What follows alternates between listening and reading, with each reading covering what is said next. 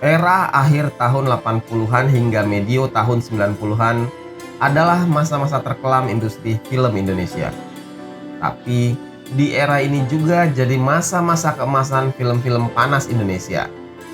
Sebagian besar film yang beredar dan diproduksi adalah film-film yang bernuansa vulgar dan erotis.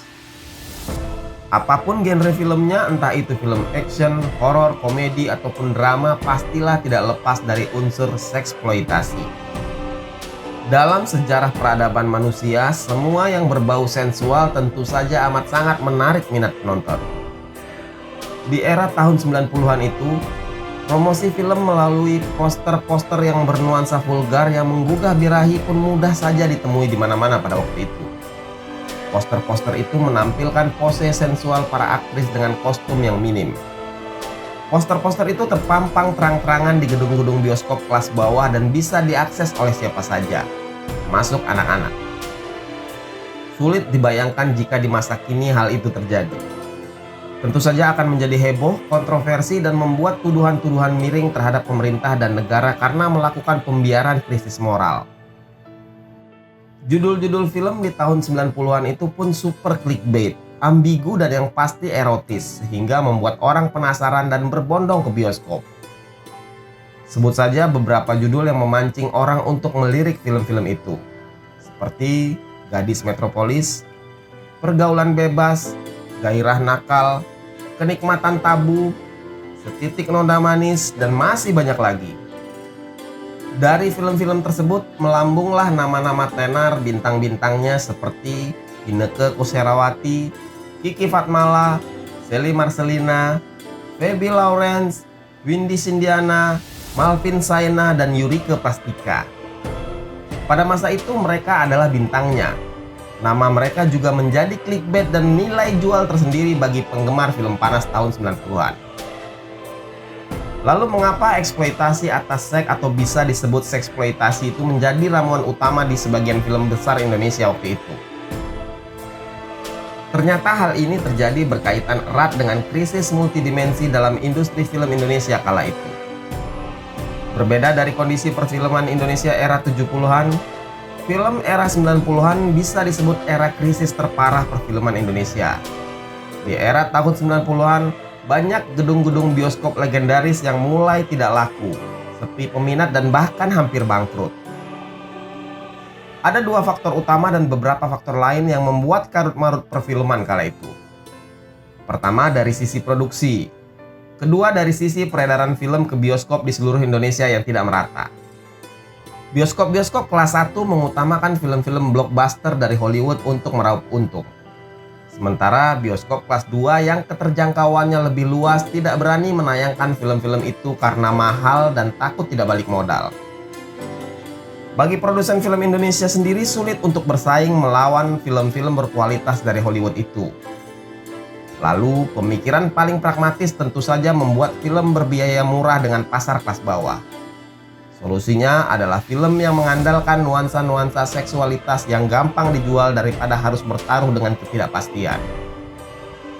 Produsen tidak ingin membuat film dengan produksi yang balik modalnya tidak jelas sehingga memilih formula yang pasti-pasti saja, yaitu membuat film yang kental dengan seksploitasi. Film erotis berbudget rendah adalah cara mereka untuk menghasilkan keuntungan dengan cepat sekaligus menjaga industri perfilman tetap bertahan. Film-film seperti ini memiliki ciri khas tersendiri, diantaranya adalah adegan humor kasar bercampur vulgar dan karakter perempuan-perempuan seksi yang menonjol.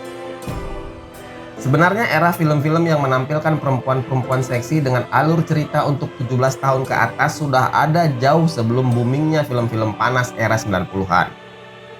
Era tahun 70-an, film dewasa Indonesia pertama berjudul Bernafas Dalam Lumpur produksi tahun 1970 dibintangi oleh Suzana dan disutradarai oleh Rahmat Kartolo. Film ini berkisah tentang Supinah, seorang wanita desa yang mencari suaminya ke Jakarta. Sampainya di Jakarta, dia diperkosa, ditipu, dan pada akhirnya dijerumuskan ke dalam prostitusi. Film ini memperlihatkan adegan-adegan plus-plus dengan cara yang cukup vulgar. Kesuksesan Bernapas Dalam Lumpur kemudian diikuti dengan berbagai film-film yang tak kalah panas. 3 tahun setelah sukses dengan Bernapas Dalam Lumpur, dirilis film berjudul Bumi Makin Panas karya Ali Shahab. Film ini bukan tentang pemanasan global, tapi formula yang dipakai kurang lebih sama dengan film Bernapas Dalam Lumpur, yakni seorang perempuan dengan masa lalu pahit menjadi pelacur dan kemudian berhadapan dengan hidup yang merana. Film produksi tahun 1973 ini bercerita tentang tokoh Maria, perempuan yang menjadi narapidana karena membunuh ayahnya, kemudian memutuskan untuk masuk ke dunia hitam dan menjajal profesi sebagai PSK setelah keluar dari penjara. Tahun 1976, ada film Inem Pelayan Seksi hasil karya sutradaranya Abbas Akub dengan pemerannya antara lain Doris Kalebaut. Pada era tahun 80-an, nama Eva Arnas yang melejit. Dia membintangi film berjudul Midah Perawan Buronan dan Bumi Bulat Bundar. Jangan ditanya adegan panas di dalam kedua film itu. Ada adegan panas di dalam sungai dan ada juga adegan yang cukup bikin panas dingin banyak orang. Kemudian di akhir tahun 80-an, tepatnya tahun 1988, muncul film Pembalasan Ratu Pantai Selatan.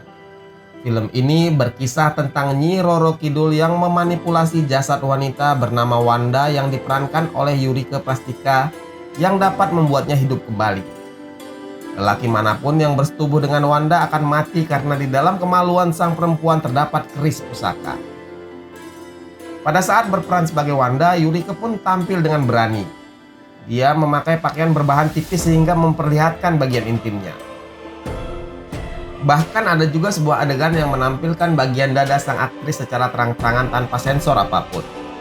Hal ini kemudian mengundang protes dari sejumlah kalangan masyarakat dan sempat dicekal. Film ini kemudian di-remake dengan menggunakan beberapa aktor luar negeri dan dirilis kembali dengan judul Lady Terminator. Hasilnya, meski dicekal di Indonesia, film ini digemari sebagai film cult di luar negeri, seperti di Amerika, Prancis, Italia, Jepang, dan Thailand. Sejak itu memasuki tahun 90-an, film-film panas berbudget murah ini semakin marak di tanah air. Pemerintah Orde Baru pun sepertinya merasa dilema dengan hal semacam ini. Karena bagaimanapun harus diakui bahwa film-film dengan adegan-adegan vulgar itu laku di pasaran dan jelas membantu industri perfilman yang sedang mati suri. Tentu saja ini juga berdampak pada meningkatnya geliat perekonomian. Lagi pula, daripada sineas dan para pekerja kreatif memberikan kritik politik dan sindiran-sindiran satir pada pemerintahan Soeharto dalam film, tentu lebih baik membiarkan anak muda menikmati hal-hal lain seperti tontonan yang menggugah birahi itu.